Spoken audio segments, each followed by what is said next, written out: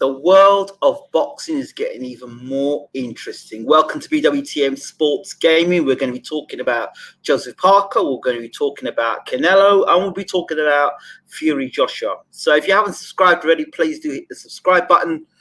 That would help, particularly so now that YouTube is going on a rampage of just removing our subscribers for fun at the moment. So please do hit the subscribe button. And if you haven't hit the notification bell as well, please do smash that notification bell as well. And don't forget to follow us now on Odyssey. We're on Odyssey, the other streaming platform, which is the alternative to YouTube. In about a year or two, people will probably be going further on to using Odyssey than they will YouTube.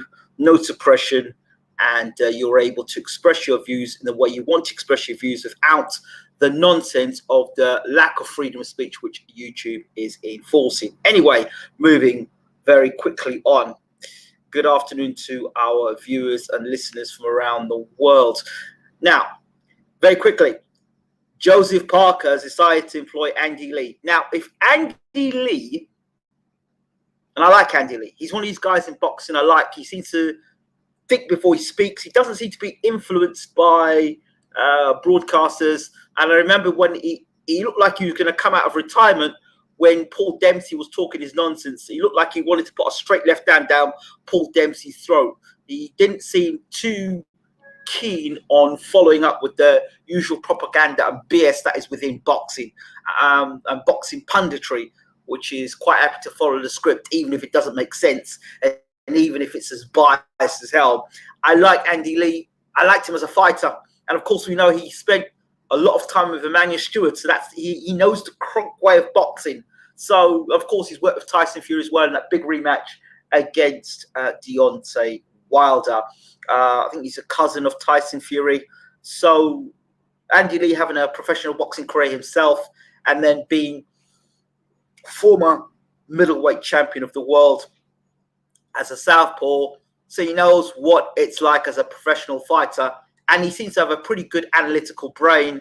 And if Andy Lee, I've never seen Andy Lee up close as a trainer, but by the clips of him and the way he speaks, on the way he speaks as a pundit and the way he conducts himself and the way he was as a fighter, I can only just think that Andy Lee is going to be a very good trainer. I could be wrong, but I think Andy Lee is going to be a very good trainer. Whether he's the right fit for Joseph Parker, that remains to be seen. You see, I don't see somebody can be a really good trainer, or they can be a good trainer, but they might not necessarily be a good fit for that particular fighter. Andy Lee may be a good fit for Tyson Fury, but he might not be a good fit for Joseph Parker. And is he the guy you want to chance your career on in a big fight against Derek Chisora? I don't know. I don't know that much. It really is chancy going with Andy Lee because you just don't know what Andy Lee does as a trainer, because you just don't know what Andy Lee can or can't do with Joseph Parker. And Andy Lee's first problem or first challenge is to deal with the remnants of his Kevin Barry and what Kevin Barry's been teaching at Parker over the years.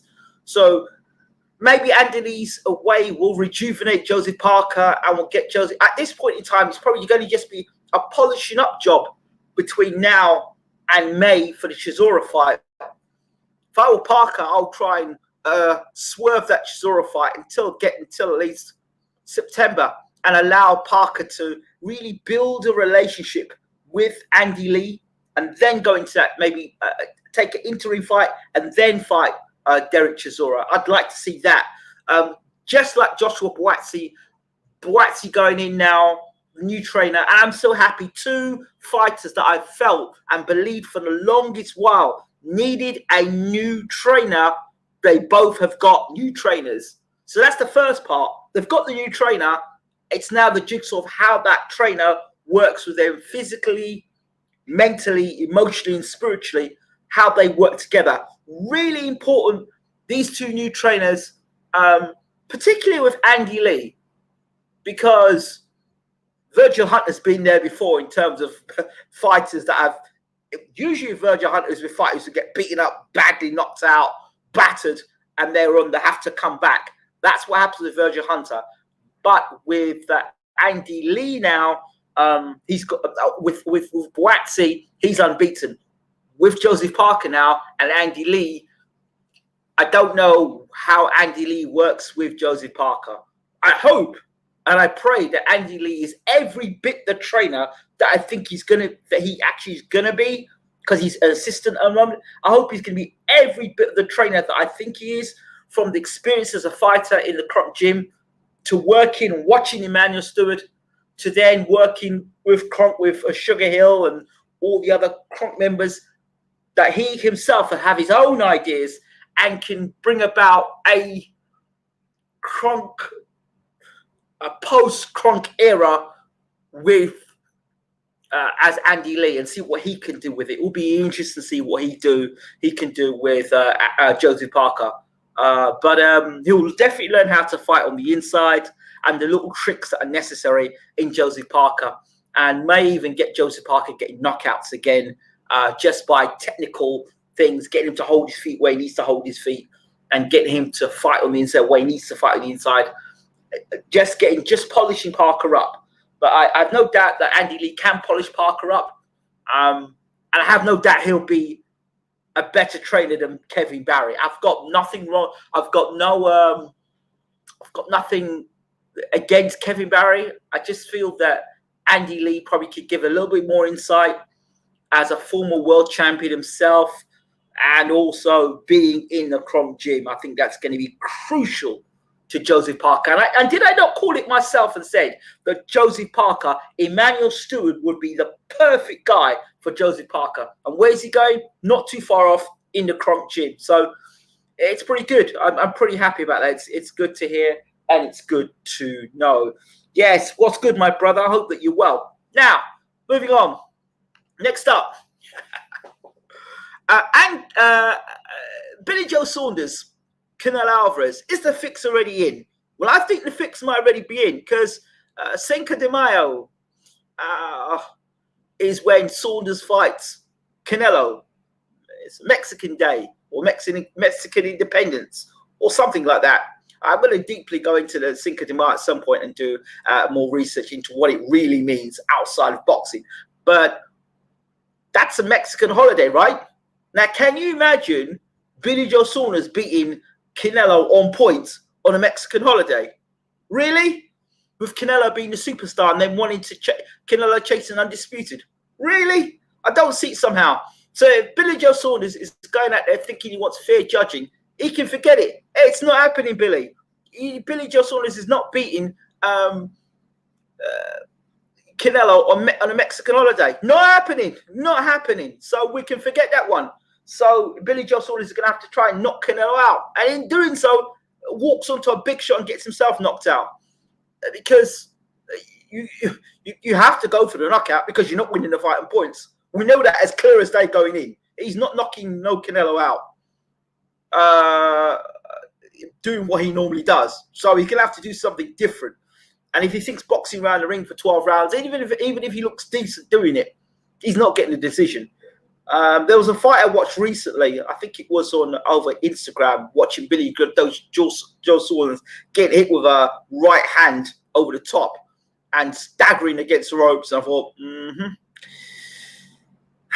the writing looks on the wall for that fight. And interestingly enough, his promoter, Matchroom Supremo, Mr. Eddie Hearn, is already talking about fixing the Caleb Plant fight for September. So they're already moving ahead with the Caleb Plant fight. So no matter what Billy Joe Saunders is talking about, they're already going ahead with the Caleb Plant fight. That's how much faith they have in Saunders beating Canelo. They're already talking about Caleb Plant. And we in March? The fight's in May? And they're already talking about Caleb Plant fight. And they're saying, I think either PBC, if the Zone don't win it, then PBC are co-promoters. They'll win it, and if the Zone don't win it, and they'll feature the fight. Wow. And as for Tyson Fury against Anthony Joshua, all those people who keep on telling me about Wilder being crazy and Wilder contract being void and Wilder this and Wilder that, and I'm a Wilder fanboy. Where is Fury versus Joshua? Where is it? We're now in March. Where is the fight? Where is it? Tyson Fury said knock it on the head. Yeah, he said knock it on the head. It was going to fight in December. He hasn't fought. We're now in March 2021. Tyson Fury's not fought since he beat Deontay Wilder.